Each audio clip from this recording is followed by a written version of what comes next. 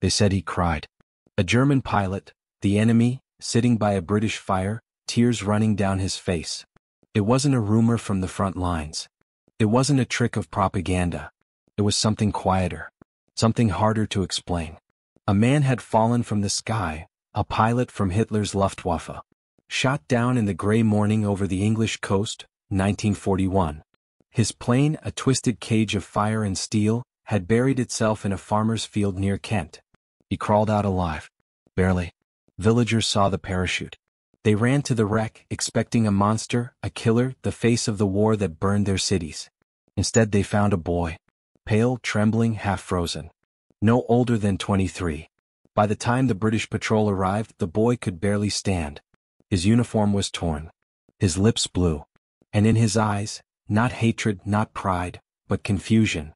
The kind of look you see when the world you believed in suddenly collapses. They marched him to a small wooden hut near the cliffs. A kettle boiled. The air smelled of wet wool and burnt coal. Someone, maybe out of habit, maybe out of mercy, poured a cup of tea. Steam rose like ghosts between them. No one said a word. The war was everywhere, in the hum of aircraft above, in the rumble of distant guns, in the weight of silence itself. But in that little room, for one strange, impossible moment, the war stopped. The young pilot lifted the cup. He took a sip. His hands shook. And then, to the astonishment of every man in that hut, he began to cry. Not the cry of pain. Not even the cry of fear. But the kind that breaks something deep inside a human being. A sound that didn't belong in a prisoner. Didn't belong in a soldier. Didn't belong in a war. Some said it was guilt. Others thought it was relief, that he was still alive. But maybe, just maybe, it was something else. Because kindness can hit harder than cruelty. And mercy can cut deeper than any blade. When word spread through the camp, the men laughed it off at first. A German crying? Impossible. But the story lingered. The image refused to fade. A pilot, trained to kill, shattered by a cup of tea. And so the question remained, echoing through the fog. Why would the enemy cry? What did the British soldiers do to him? Torture, humiliation, or something far worse? Something that stripped away every uniform, every order, every lie, and left nothing but a man. Maybe that's the real reason he wept. Because in that moment, surrounded by the people he was taught to hate, he saw something his world had forgotten. Decency. The British soldiers didn't celebrate. They didn't comfort him. They just stood there, unsure of what they'd done. But in the silence they understood. This war wasn't only about bombs and borders. It was about what kind of people they would be when it was over. The fog outside thickened. The sea moaned somewhere beyond the cliffs. The pilot wiped his face, ashamed. The sergeant, an old man with tired eyes, handed him a dry blanket. "Drink your tea, lad," he said softly. Then he turned away. No speeches. No glory. Just a small act of mercy, unnoticed, undocumented, unforgettable. That night, the pilot slept in captivity. But for the first time in years he dreamed of home. Not of victory, not of medals, but of his mother's kitchen, the smell of bread, the sound of rain against the window. Somewhere deep inside that dream he cried again. And in the morning when the guards opened the door, they found him quiet, calm, almost grateful. He stood up, saluted weakly, and said only one thing in broken English: "Thank you, for the tea." It was such a small thing. But it spread, from the guards, to the officers, to the nearby villagers. A whisper that became a legend. The German pilot who cried. Maybe it never happened. Maybe it was just a story told in the pubs of wartime Britain. But behind every myth, there's a truth worth remembering. Because war breaks bodies. But mercy breaks walls. If you think war is only about killing, stay with me. You're about to see what humanity looks like in uniform. Karl Weiss had grown up in Munich, the son of a tailor. Before the war he wanted to be an engineer. He loved the quiet precision of metalwork, the way machines obeyed when men could not. When war came, the machine became his world. The Luftwaffe promised glory, honor, flight, and escape from the dirt of ordinary life. He trained in Heinkel He-111 bombers, sleek twin-engine beasts that looked invincible from the ground. But up there, above the channel, invincible was an illusion. British Spitfires tore through the clouds like hawks. Engines screamed, tracers lit the night, and the neat geometry of German planning dissolved into chaos. Karl's squadron had one mission that night: Bomb the shipyards near Portsmouth. Simple on paper. Hell in the air. At 19,000 feet, anti-aircraft fire rose to meet them. Flak bursts ripped through the wings. One by one, the formation broke apart. Karl's bomber caught a direct hit to the right engine. The pilot shouted something Karl couldn't hear. The cabin filled with smoke and fire. He grabbed the radio, tried to send their coordinates, but the signal was dead. Then the world turned upside down. He saw the coastline, dark, endless, alien. The bomber was falling. The captain shouted the order no airman wanted to hear. Sprung. Jump.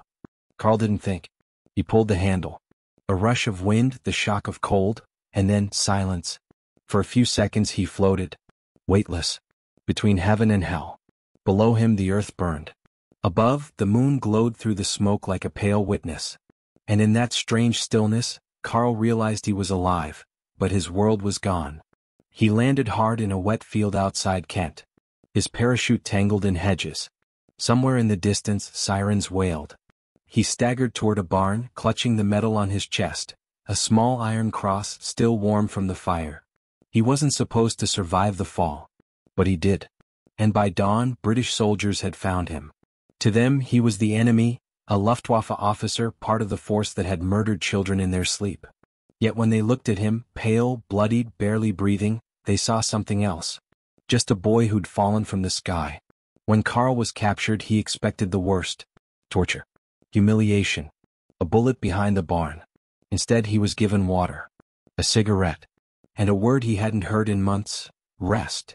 Britain, for all its rage and rubble, still followed the rules. The Geneva Convention of 1929 was not just paper here, it was identity. To mistreat a prisoner was to surrender the very thing they claimed to fight for. British soldiers had seen enough of war to know what it did to men. So they treated their captives not as monsters but as mirrors. Each German pilot was a reflection of what they could become, had the tide of the war turned the other way. The British Empire didn't just fight, one officer wrote in his diary. It behaved. POWs were registered, fed, and even allowed to write letters home. Some were sent to farms to work. Others joined orchestras or built model planes out of scrap wood. It wasn't mercy born of weakness. It was discipline carved from centuries of empire. Still, the compassion puzzled the Germans. Many had been told the British were cruel, decadent, weak. Yet here they were, handing out tea and blankets to the men who'd bombed their cities. Karl struggled to understand it. Every instinct told him to distrust it. But the warmth of that tea, the calm tone of the guard's voice, and the faint smell of bread from the nearby mess hall, all of it eroded the iron walls he'd built inside. He began to wonder if mercy could be a weapon too. One sharper, quieter, and infinitely more dangerous than hate. At night in his cell he wrote in his notebook, "I don't know if I'm a prisoner or a guest." It was a strange time, a war ruled by fire and bombs, but also by gentlemen who still believed in honor. And in that fragile balance between destruction and decency, the story of the man who wept was born. He believed he was fighting for his father's honor. That's how young men justify the unthinkable. Karl Weiss was born in Munich in the shadow of a lost empire. His father, Otto, had been a soldier in the Great War, a survivor of trenches, gas, and shame. When Germany surrendered in 1918, Otto came home with mud in his boots and silence in his eyes. He never spoke of the war, but he carried it like a wound that never healed. Karl grew up in that silence. He watched his father polish his old helmet every Sunday, as if memory itself needed shining. He listened to neighbors whisper about humiliation, about Versailles, about the dream of a stronger Germany. For a boy with nothing but a father's disappointment to measure himself against, those whispers became gospel. In school, Karl was bright, quick with numbers, good with his hands. He loved engines, the hum of precision. When the Luftwaffe called for recruits, he didn't hesitate. He wasn't fighting for Hitler, not really. He was fighting for a ghost, the man his father used to be before the defeat. Flight school was strict, mechanical, almost religious. Discipline in every breath. Cadets woke before dawn, their boots lined like rifles by the door. They studied lift, drag, fuel ratios, the anatomy of clouds. By 20, Karl could strip and rebuild a Heinkel engine blindfolded. He liked the sound of air slicing across the propellers, the illusion of freedom at 10,000 feet. Up there were no politics, only sky and skill. But illusions don't survive wars. By 1941, he had flown 11 missions over Britain. He told himself he never aimed for civilians. He told himself that bombs fell on factories, not homes. That the cries he imagined from below were only in his head. But conscience is heavier than metal. Each mission left something behind, a piece of his sleep, a layer of belief. On the night of June 19th, the mission briefing was routine. Portsmouth. Industrial docks. Return before dawn. He and his crew joked over weak coffee. No one mentioned the odds. At 8,000 feet, his world exploded. Flak bursts tore through the blackness, glowing spheres of orange death. The cockpit filled with heat and smoke. Karl felt the blast before he heard it. Metal screamed. His navigator slumped forward, blood blooming across his chest like a second insignia. Fire. Starboard engine, the pilot shouted. Karl reached for the extinguisher. Nothing worked. The flames danced, wild and hungry. Then came the Spitfires. Fast, silver, merciless. Bullets traced bright lines through the night, each one spelling the same word, end.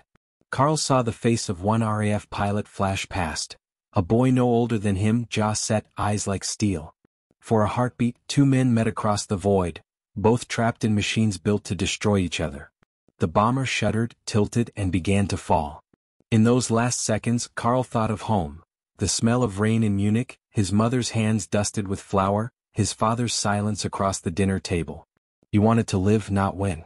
He pulled the parachute handle. The force ripped him out of the cockpit. The roar became wind, and the wind became silence. He hit the ground hard, rolled through mud and grass, the parachute draped over him like a shroud. He lay still, tasting dirt, wondering if this was England. Then he laughed, a dry, cracked sound. He had fallen from the sky and survived. That was all that mattered. But survival is a temporary miracle. Footsteps approached. He saw boots first, thick British leather, glistening with dew. Voices followed. Rough, tired, unmistakably English. Hands up, Fritz, you're in England now. He raised his hands slowly. The world around him was gray, dawn light, fog, the faint smell of smoke still hanging from the night's bombing. His uniform was scorched, his hair singed. He looked less like a warrior, more like a man who'd misplaced his purpose. The soldiers were young too. Mud on their faces, bayonets trembling from the cold. One of them looked at Karl's iron cross and shook his head. Another muttered, "You bastards don't give up easy, do you?" Karl said nothing. His English was poor, his pride worse. They took his pistol, his flight badge, his dog tags. A medic checked his shoulder, shrapnel wound, nothing fatal. They gave him a blanket, then tea from a tin cup. It was the first warmth he'd felt in days. As he sat in the back of a lorry rumbling toward a coastal outpost, he looked out at the countryside, green, peaceful, nothing like the land he had burned hours before. He realized he was the enemy here, yet treated as a man. It confused him more than fear ever could. The lorry stopped near a small stone hut by the sea. Inside, a single stove glowed. Karl was told to sit, wait, and not make trouble. He nodded. The guard poured him another cup of tea, muttering, "You're lucky, mate." Could have been the channel instead. Karl didn't answer. He stared into the steaming cup, and in that fragile quiet, something inside him cracked. For the first time since the war began, the young Luftwaffe pilot felt the unbearable weight of being human. He wasn't a hero. Not a monster. Just a man who'd flown too far from home. For them, every German was a murderer. That was the feeling among the British ranks in 1941. The Blitz had carved that hatred deep into their bones. It wasn't abstract. It had faces, women buried in rubble, children pulled from the flames, streets that no longer existed. The enemy wasn't a theory, it was the echo of bombs falling on London, Coventry, and Portsmouth. So when the Home Guard brought in a captured Luftwaffe pilot, word spread fast. Men left their posts just to get a look. Some spat. Others muttered, "That one dropped the bombs." And maybe he had. Karl sat in the corner of the coastal hut, still wrapped in the blanket they'd given him, steam from his tea rising into the damp air. His hands trembled slightly, from cold, exhaustion, or guilt no one could tell. Outside, the sea roared like a constant accusation. The guards didn't speak to him. They didn't need to. Their silence said enough. One of them, a young corporal from Liverpool, stared at Karl and whispered, "My little brother died in the docks. You hear me, Fritz?" The docks. Karl didn't answer. He didn't understand every word, but the tone was universal. Hate sounded the same in any language. He kept his eyes down, tracing the chipped edge of the metal cup with his thumb. He had nothing left, not his rank, not his pride, not even his language. Only that cup, the warmth of the tea, and the memory of falling. Later that morning, Sergeant Thomas Reeve arrived. He was 38, too old for the front, too young to give up. A veteran of Dunkirk, where he'd seen friends drowned and burned alive, he'd volunteered to train the Home Guard after recovering from a shrapnel wound. His left leg still carried the limp to prove it. He walked into the hut, nodded to the guards and looked at the prisoner. The room was silent but heavy, the kind of silence that made men reach for rifles. Thomas took one long look at Karl. The boy's uniform was torn, his hair singed, the silver Luftwaffe eagle half burned away. He looked nothing like the posters. No swagger, no menace. Just a boy who'd run out of sky. "He's just a kid," Thomas said quietly. Kid or not, he dropped the bombs. One guard shot back. Thomas didn't argue. He'd seen enough of war to know anger was a form of mourning. Still, something in the boy's face stopped him. The eyes, wide, gray, lost, reminded him of someone. His own son Peter, who just turned 19 and was training with the RAF. He looked at that kid and saw his own boy. That thought hit him like shrapnel. He turned to the guards. "Get him cleaned up. Food too. I'll handle the paperwork." The corporal frowned. "With respect, sir, this bastard's Luftwaffe." Thomas didn't flinch. "And I'm British," he said. "Which means we do this by the book." He didn't raise his voice. He didn't need to. Authority came easy to men who'd already buried their friends. The small acts began quietly. A basin of warm water. A clean towel. A spare wool shirt from the supply crate. Karl hesitated when they handed him the towel, unsure if it was a trick. But when he touched the water, something in him softened. Warmth, after so much cold, can feel like forgiveness. Thomas filled out the intake report: name, rank, serial number, place of capture. Karl answered each question with a stiff, formal tone, the voice of a soldier pretending not to feel. But then came the last question. "Do you wish to write home?" Karl blinked, unsure he understood. Thomas repeated slowly, "A letter. To your family." Karl hesitated. "Aloud?" Thomas nodded. "We're not animals." That night, Karl sat at a small wooden desk under the flicker of a single lamp. A British guard stood by, not unkindly, as Karl began to write. Each stroke of the pen felt like breathing after drowning. He wrote in German. "Dearest mother, I am alive. Captured but safe. They have treated me well. Do not worry. Tell father I did my duty. Tell him. I will come home someday." The words trembled on the page. When he finished, he folded the letter carefully as if it were made of glass. The guard took it, glanced at the envelope and handed it to Sergeant Reeve for inspection. All mail from prisoners had to be read. A rule of war one even kindness could not escape. Thomas skimmed the text, though he couldn't read much German. He recognized only one word written clearly at the end: Mutter. Mother. He sealed the envelope, stamped it, and placed it in the outgoing bag marked British Red Cross, POW correspondence. Then he did something that wasn't in any manual. He poured another cup of tea and walked it over to the young man at the desk. Karl looked up, startled. Thomas set the cup down gently. "Drink," he said. The pilot hesitated. Then quietly, "Danke." And for a moment the war paused. For one heartbeat the two men sat in the same silence. Not enemies, not soldiers, just men. Outside the wind howled off the channel. Inside the stove crackled. The guards pretended not to notice the strange peace settling over the hut. Thomas leaned back in his chair. He thought of his son again, somewhere above these same clouds, training to fight boys just like this one. And he wondered if some German sergeant, somewhere across the sea, might show his son the same mercy. He didn't know. No one did. But he believed in doing right even when the world had gone mad. When he stood to leave, he looked once more at Karl, now half asleep by the stove, the steam from his tea rising like a prayer. Thomas whispered to no one in particular, "Maybe that's how we win. Not by killing better, but by remembering what it means to be human." The war outside raged on. Planes still fell. Cities still burned. But inside that tiny British hut, on a cold morning in 1941, decency held its ground. And somewhere between a cup of tea, a blanket, and a letter home, an enemy became a man. They said you can't bomb your way to peace, but maybe, just maybe, you can behave your way there. When word of the captured German pilot reached higher command, it wasn't treated as a mere curiosity. It was seen as a test. How Britain handled its enemies mattered, not only for its soul but for the world watching. By 1941, the British understood something profound. War wasn't only about destroying the enemy's strength, but preserving one's own humanity. Every loaf of bread given to a prisoner, every letter allowed to pass home, every hand that refused to strike, all of it became propaganda of a different kind. The Germans had their Blitz. The British had their mercy. And mercy, it turned out, traveled farther than bombs.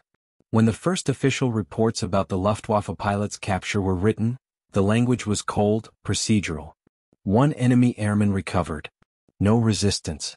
Transferred to holding area for interrogation and repatriation under the Geneva Convention. But beneath that line was an unspoken message: we are not them. The 1929 Geneva Convention had already set rules for humane treatment of prisoners: food, shelter, male medical care. Britain followed it not just from obligation but conviction. Because in a war where cities burned nightly, decency became an act of defiance. The idea wasn't naive. It was strategic. A British officer once wrote in his field diary, "If they see we are men, not monsters, they might start wondering who the monsters truly are." It was psychological warfare wrapped in compassion, the kind that didn't drop from the sky but settled quietly into hearts. Across the ocean, Americans were watching closely. The United States hadn't yet joined the war officially, not until December, but through the Lend-Lease Act, American supplies already kept Britain alive. Food, fuel, airplanes, trucks, and above all, hope. And along with that aid came something else: a mirror. American journalists stationed in London began sending back stories of British resilience, not just the bombing raids but the moral stamina that followed them. Ernie Pyle wrote of ordinary Britons sweeping glass off their doorsteps, making tea in craters, and treating captured enemies like lost boys instead of demons. One cable reads simply, "They have lost their homes but not their manners." That line became a quiet anthem in Washington. President Roosevelt himself quoted a similar sentiment in a fireside chat. In the face of brutality, the British people have chosen dignity. It is their finest weapon.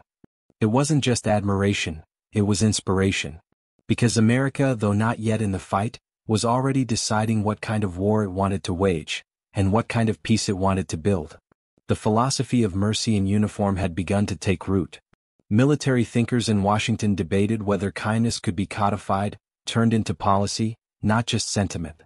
The Geneva Convention provided the blueprint. The British provided the example. It was the first time since the Great War that ethics and tactics began to merge, a recognition that morality wasn't weakness but a force multiplier. The logic was simple: if you treat prisoners well, your own captured men are more likely to be treated the same. If you show compassion, you deny the enemy the right to call you cruel. And if you win the moral argument, you win twice. Once on the battlefield and once in history. Still, not everyone agreed. Some voices, both British and American, called it softness. Why give tea to those who bomb our cities? They asked. Why waste kindness on those who would never return it? It was a fair question, and the answer was simple though not easy, because that's what separates civilization from chaos. A London schoolteacher interviewed after a raid put it best. Standing in front of her ruined classroom, she said, "If we become what we hate, then we've already lost." That quote ran in the Times and later reprinted in Life magazine in America. And across dinner tables in Chicago, New York, and San Francisco, people read those words and nodded. Some called it weakness. Others called it civilization. By the time American troops began crossing the Atlantic, the philosophy had become part of Allied doctrine. Field manuals issued to U.S. soldiers referenced not only combat tactics but the duty of humane treatment toward captured personnel. The manual's introduction carried a line personally approved by General Marshall.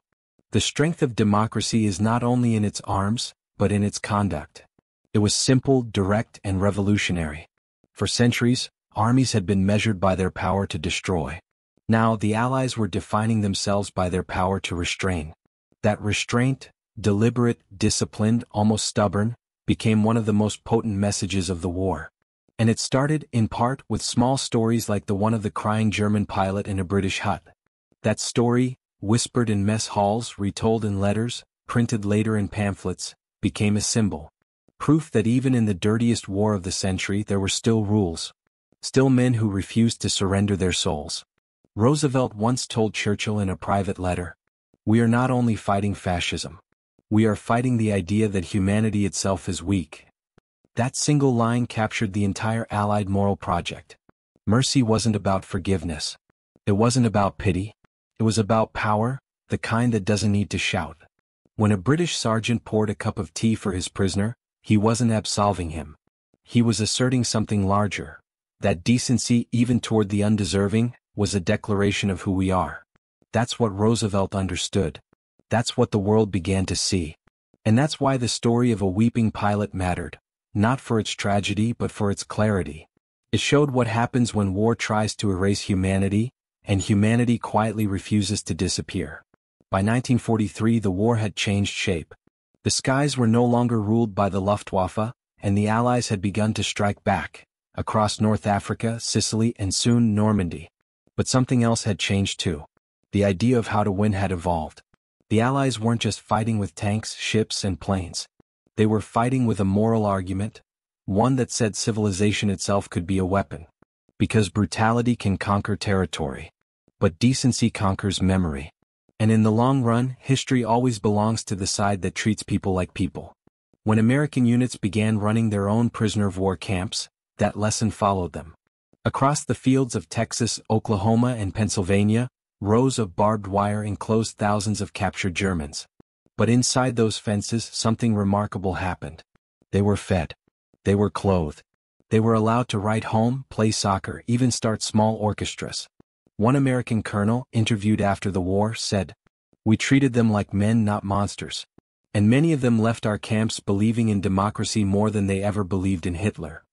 That was the human advantage. Not faster planes. Not bigger bombs. But the ability to make the enemy doubt his own cause. It wasn't perfect. There were mistakes, cruelties, moments when anger won. But the intention, the deliberate choice to be better, that was what separated the Allies from the totalitarians they fought. Roosevelt's advisors often debated this point late into the night. Could kindness really be strategic? Could empathy actually shorten a war? General Eisenhower thought so. He once said privately, "You can beat a man's body. But if you break his spirit, you have to live with what that does to yours." It wasn't just military wisdom, it was moral arithmetic. Every act of cruelty had a cost, even for the victor. And so, quietly, a doctrine emerged, never written but lived. That a soldier's strength isn't only in how well he fights, but in how well he remembers he's human while doing it. This doctrine seeped into training manuals, into speeches, into the culture itself. It gave birth to the phrase, the American way of war, not about aggression but about ideals. By the time the GIs landed in Normandy, they carried not only rifles and rations but a belief that freedom meant more than flags, it meant restraint. When they liberated camps in France and Belgium, they found prisoners who looked nothing like soldiers, starving civilians, ghosts in striped uniforms. And at that moment, every ounce of mercy shown to enemy combatants became its own proof of why they had fought. Because when you see what hatred builds, you understand what kindness prevents. In those days, American correspondents wrote letters that read more like sermons than dispatches. They wrote of soldiers sharing cigarettes with captured Germans, of medics tending to enemy wounds under fire. One reported from Italy, "Our boys patched up a Nazi sniper they'd shot down an hour before." One of them said, "He's still bleeding, that's reason enough." That line reached newspapers back home. Some readers called it sentimental. Others called it gospel. But all agreed, it sounded like America. Because mercy by then had become a kind of armor, not soft, but steel-hard in its conviction that dignity was not negotiable. Back in London, Churchill saw the shift. He remarked to his aides that the Americans were bringing something new to the war, a moral optimism, he called it. An unshakable belief, he said, that decency itself can win. And maybe he was right. By 1944, as Allied propaganda flooded Europe, the message wasn't just, "We will defeat you." It was, "We will show you another way to live." That message spread faster than leaflets. Captured Germans told each other stories, of clean beds, fair treatment, officers who spoke with respect. Those stories crossed back into Germany, whisper by whisper, eroding the myth that the Allies were monsters. You can't measure that kind of weapon in tonnage or caliber. But it worked. After the war, many former prisoners of the Allies became advocates for democracy in the new West Germany. Historians later traced that change not to battlefield defeats, but to the time they spent in humane captivity. One ex-Luftwaffe officer, interviewed in 1956, said simply, "I learned what freedom was behind a fence in America." That sentence, more than any statistic, proved the point. Because wars end when people stop believing in the lies that started them, and kindness, strange as it sounds, helps kill those lies. So yes, America won wars with weapons. But it also won with ideas. Ideas about justice, mercy, and restraint. Ideas that outlasted the generals who gave the orders and the soldiers who carried them out. Those ideas became the foundation for everything that came after. The Geneva Conventions of 1949, the United Nations Charter, the notion that power without ethics is just another form of fear. It all began with a choice: to give a cup of tea to a crying pilot. A small thing in a small hut in the middle of a big, brutal war. But that's how history often turns, on gestures so quiet you only hear them decades later. The British called it duty. The Americans called it honor. The world would come to call it civilization. And through it all, one truth remained: humanity, even when it looks fragile, is the hardest thing to kill. Because kindness is not surrender. It is resistance, of the highest order. And that, more than any bomb or bullet, is what made mercy the most powerful uniform of all. The war was still raging outside. But inside that wooden hut on the British coast, the air was strangely quiet. Only the crackle of a stove, the hiss of the sea wind, and the soft scratch of a pen against paper. Karl Weiss, prisoner, enemy pilot, was writing a letter home. The first in months. His hand trembled as he formed the words in German, careful, deliberate, like each one carried a heartbeat from across the channel. He didn't write about his capture. He didn't write about the crash, the mud, or the moment his plane vanished in flames. He wrote about the tea. About the man who handed it to him, a British sergeant with kind eyes and a tired face. "They treated me as if I were still human," he wrote. "Tell father that the world is not all hatred." He hesitated, the pen hovering as if afraid that honesty itself could be censored. Every letter sent from a POW camp went through British hands first. Censors read each line, blacking out military details, coordinates, or anything that could help the enemy. But most of the time they let emotion through. Because the war had taken enough words already. That day, a young intelligence clerk in the censor's office paused when she read Karl's letter.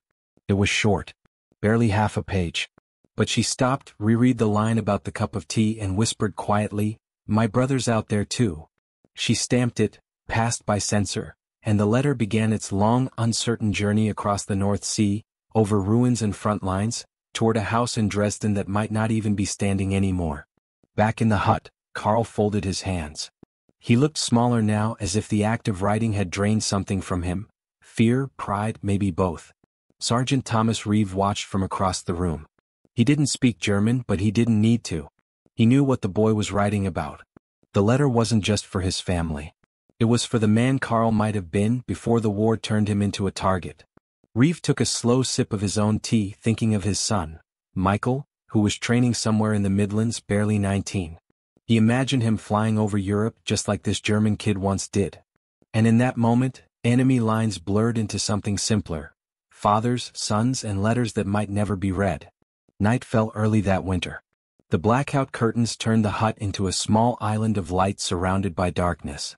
Outside, the sea roared like a wounded beast. Reeve sat alone after lights out, the day's events turning over in his mind. He had seen men die, seen cities burn, seen hatred become routine. But he had never seen an enemy cry over kindness.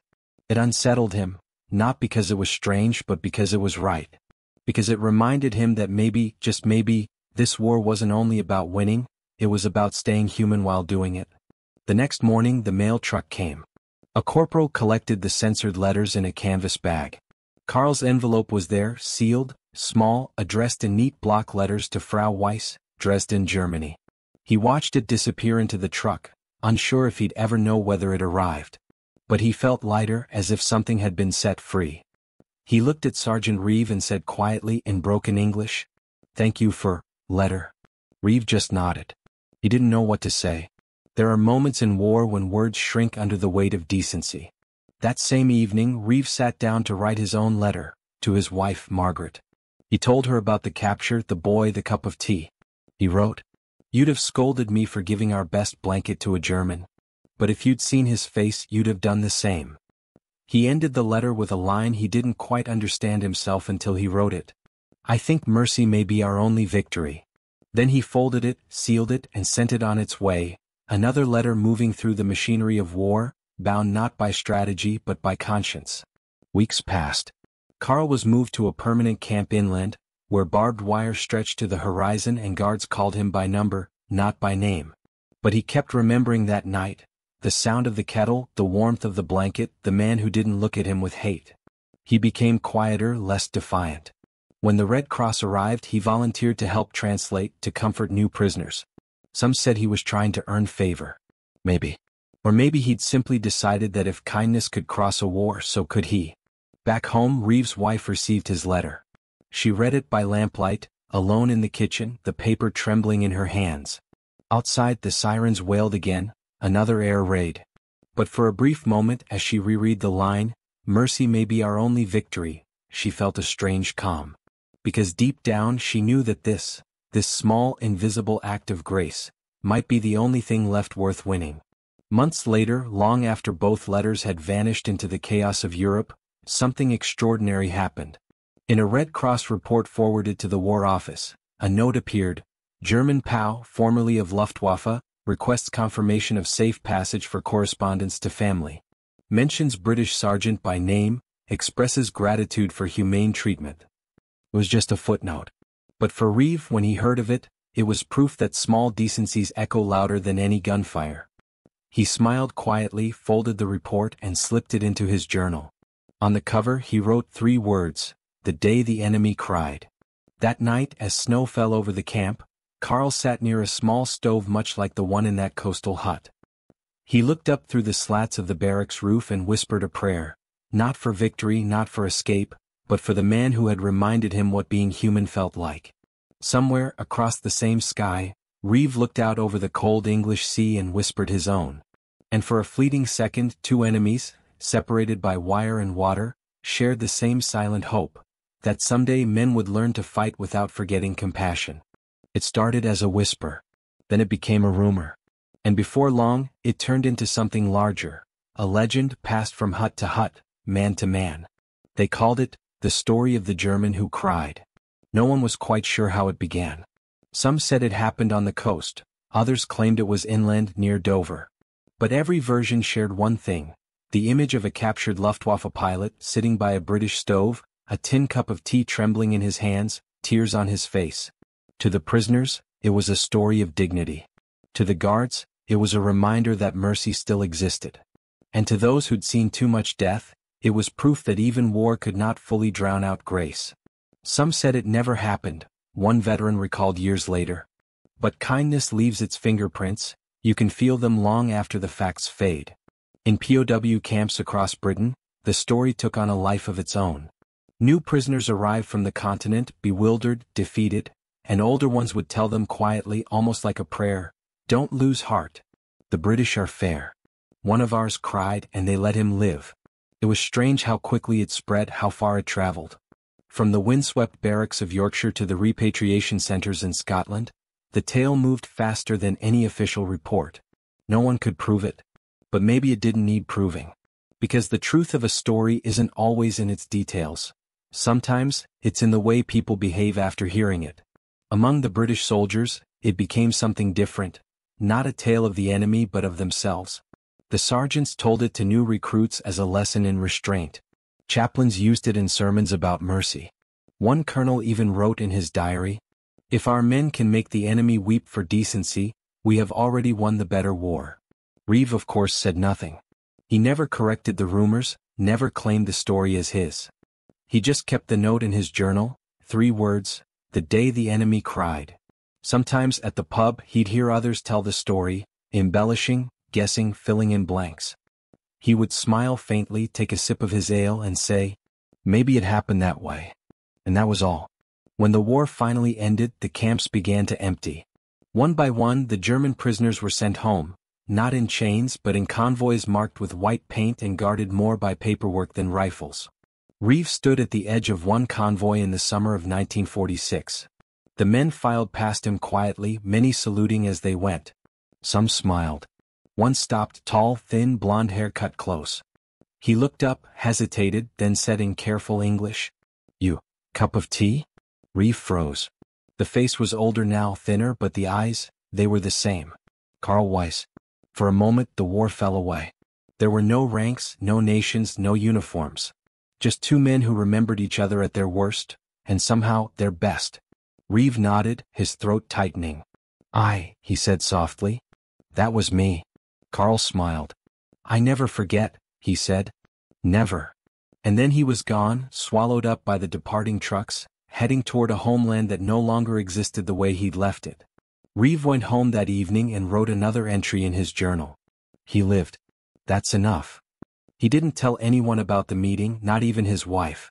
Some memories are too sacred for small talk. But he did keep that line, "He lived," taped above his desk for years afterward. It yellowed with time, but he never took it down. Decades passed. The war turned into history, and the names of the men who fought it faded into archives and headstones. But the story, the crying pilot, the cup of tea, refused to die. It appeared in letters, memoirs, camp newsletters. A BBC radio segment in the 1960s mentioned it as an old POW legend of mercy. No names, no locations, just the image of two men sharing warmth amid destruction. And somehow that was enough. Because every generation needs stories that remind them what it means to be human. In 1978, at a veterans reunion in Portsmouth, a gray-haired man approached Thomas Reeve, now retired and slower in his steps. He was German, neatly dressed, holding a small envelope. Inside was a photograph, two men, one young, one older, standing outside a hut. Behind them, snow on the ground. The young man's face was unmistakable. "I found it," the German said quietly. "I thought you should have it." Reeve's eyes filled. "You kept this all those years?" Karl smiled. "Some memories don't belong to time." They talked for hours, about weather, families, the price of peace. When they finally shook hands, neither said goodbye. There are some meetings you don't end, you just walk away grateful they happened at all. After Karl left, Reeve sat on the pier watching the sunset fade into the channel. He thought about the first time they met, the letter, the rumors, the years between. He realized then that maybe the story had never belonged to him or Karl. It belonged to everyone who needed to believe that mercy still mattered. A cry that echoed, he wrote in his notebook that night. Not of pain. Of recognition. And when his son found that notebook after his death years later, he kept it too, not as a relic of war but as a reminder that even enemies can leave behind something worth keeping. Because sometimes what lasts from war isn't the victory or the medals. It's the moment when one man gave another a reason to hope again. And that's why the story of the German who cried still lingers in the quiet corners of history. A rumor that became a truth that became a lesson, and a lesson that still whispers to every soldier who's ever looked into the eyes of his enemy and seen himself. When the guns fell silent, the real war began, not the one fought in the air or on the beaches, but the one inside the human heart. For the men who survived, the noise of battle faded far slower than the smoke. Every explosion left a small crater inside them. And for men like Thomas Reeve, victory didn't taste like triumph. It tasted like guilt, relief, and something quieter, understanding. After the war, Britain and the Allies faced a question no bullet could answer. How do you rebuild a world without repeating its mistakes? The answer came not from grand speeches or treaties, but from quiet gestures, food parcels sent to former enemies, letters of friendship between old soldiers, a Marshall Plan built not on punishment but on healing. Forgiveness, one diplomat wrote in 1948, is the longest victory. Maybe that's what men like Reeve and Karl had already discovered, long before the politicians did. The cup of tea, the letter home, they weren't just acts of mercy, they were blueprints for what came after. Proof that compassion could rebuild faster than concrete. Because mercy once shown doesn't die. It passes on, from a guard to a prisoner, from one nation to another, until it becomes part of the world's moral DNA. When the British fed starving German children after the war, some of those same children grew up to help rebuild Europe. They remembered the kindness of the enemy. And in that memory, a different kind of victory took root. By the 1950s, the world began to understand something radical, that the true strength of the West wasn't in its weapons, but in its refusal to lose its soul. Democracy didn't just win by force, it won because it chose to stay human. Empathy, as one American general said, is the weapon that never runs out of ammunition. In that light, the story of the German who cried became more than a war anecdote. It became a parable about what happens when we stop seeing uniforms and start seeing people. Thomas Reeve lived to see Europe rebuilt. He never called himself a hero. He said he just didn't want the world to go fully mad. Karl Weiss too rebuilt his life, married, raised a family, and sent his sons to school in a peaceful Germany. In an interview decades later, he said simply, "One man gave me tea. That's why I still believe in people." Their story never made the headlines, but it didn't need to. Some wars end quietly, in a gesture, a memory, a tear. And maybe that's how the best wars should end. Because mercy doesn't erase pain, it transforms it. It takes the memory of what we've done to each other and turns it into a promise of what we can be instead. So when history books speak of nations and treaties, there are smaller stories hiding between the lines. The stories that remind us that every act of decency, no matter how small, tilts the balance of the world ever so slightly toward the light. The war inside the heart never really ends. But maybe, if enough of us remember the boy who cried and the soldier who offered him warmth, it doesn't have to. In the end, Britain didn't just fight for its cities. America didn't just fight for its allies. Together, they fought for an idea, that even in the darkest hour, decency was worth defending. Victory in Europe wasn't just measured in flags raised or borders redrawn. It was measured in moments, in the way men treated each other when no one was watching. That was the quiet triumph, the invisible front line. Britain fought for its survival, one historian said. But America fought for an idea. That idea, that freedom and empathy could coexist with strength, outlasted every bomb, every speech, every scar. When the guns went silent, the question wasn't, who won? It was, what did we become? And if history has taught us anything, it's that the nations who remember their humanity never truly lose, no matter how long the war lasts. Because the real victory, the one that endures beyond the medals and the parades, isn't about conquest. It's about conscience. And maybe the story of one young German pilot and a British sergeant wasn't just a story about war. It was the story of why we still believe that kindness can survive even in hell. Empires fall, Reeve once wrote in his last letter.